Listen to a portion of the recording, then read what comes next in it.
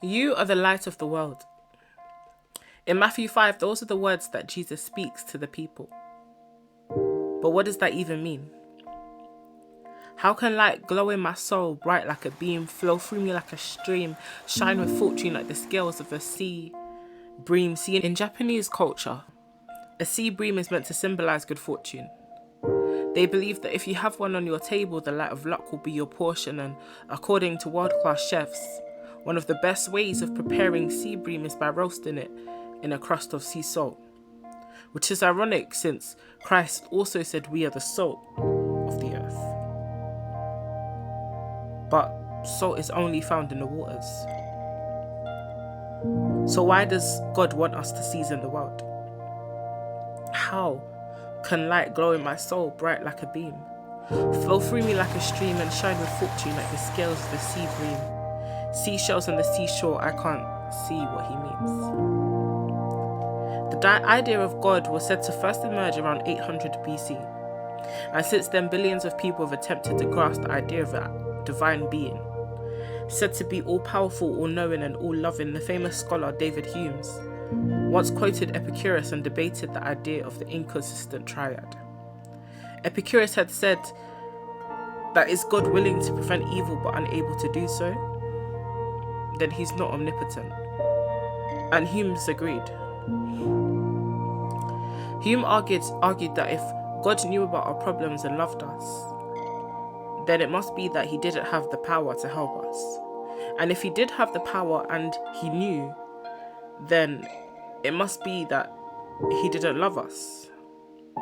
And if he had the love and the power, the only possible conclusion was that he didn't know of our tribulations.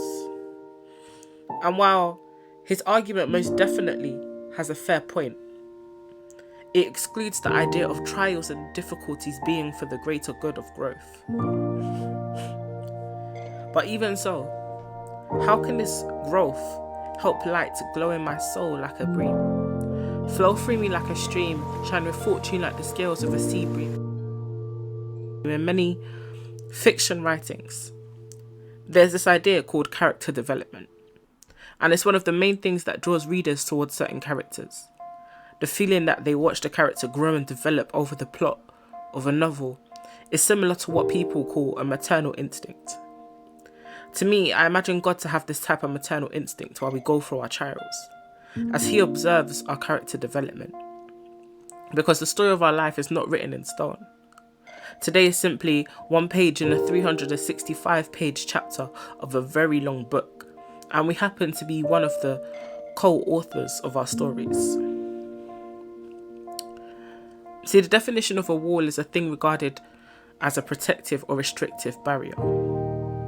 And the definition of pride is consciousness of one's own dignity.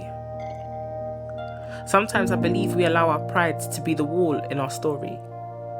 We put up our prideful defences and allow it to prevent us from writing the story we want, while we conform to the scripts of those around us.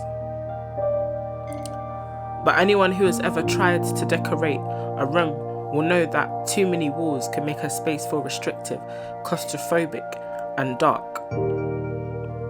I remember watching a video about a man who painted a spacious box room in the darkest shade known to man.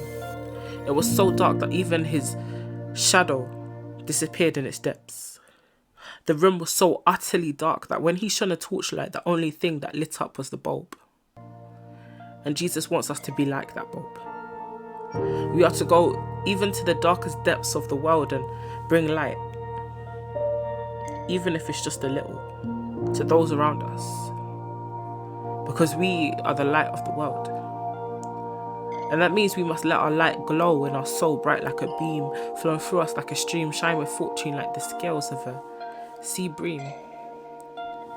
Because even on the darkest night on this earth, the sun is still shining somewhere.